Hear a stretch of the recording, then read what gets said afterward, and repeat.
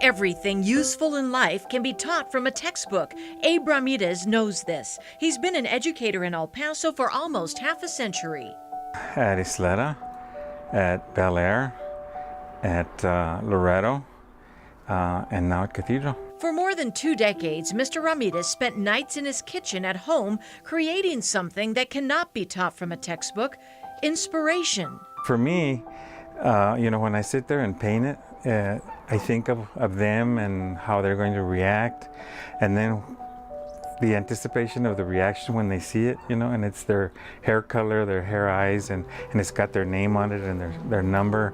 Over the years, Mr. Ramirez has handmade and given these ceramic figures he calls monitos, mostly to student athletes and those he sees as school leaders. It was, doing my duties at school, and then coming home and working on the molds, and then after doing the fatherly duties with my sons, it was painting till 9 or 10 at night. Sometimes I'd get up at 4 in the morning to paint some more. Looking back, Mr. Ramirez says this labor of love took time away from his family, but he's always felt compelled to encourage and inspire any way he could. I don't know that the monito helped them. I just think it just made them feel a little special, so that they went on and did great things. The recipients of these monitos voluntarily checked in with Mr. Ramirez and crowded into his office every day. The students jokingly came to be known as the CHIPLES. A chiple is a spoiled brat. But in reality, many of the CHIPLES were far from spoiled, especially at Isleta and Bel Air, where many of the CHIPLES came from homes of financial hardship.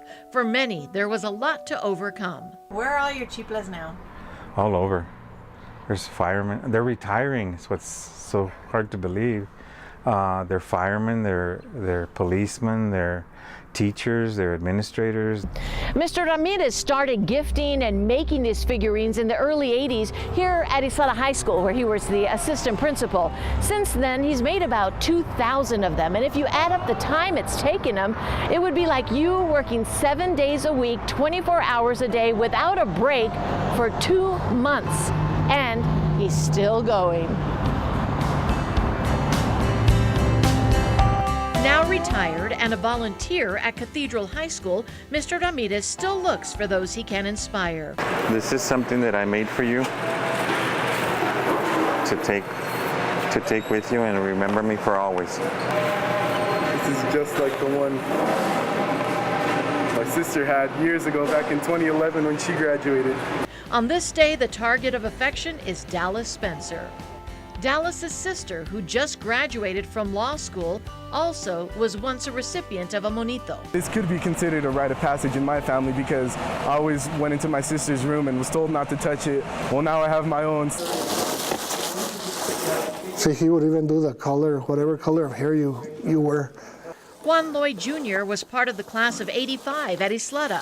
This one, the base was not his. I had to put it on because it broke. Loy and his family came to the KFOX 14 studio to briefly reunite with Mr. Ramirez. Oh, and all of them, he signs them. So you can tell if they're real. To some, the monitos are like a treasured high school talisman. In a room, literally, we've rearranged, we've moved out clothes, dressers, but literally the only thing to stay right next to her mirror and by her speaker was her little volleyball player. But for others, Ramirez says he accepts that the time has passed. Well, the poor kids, I walk into their homes and the monito is in the china cabinet, or it's in a very hollowed place in the house. Everywhere else, I've been to places where it's in the garage sale.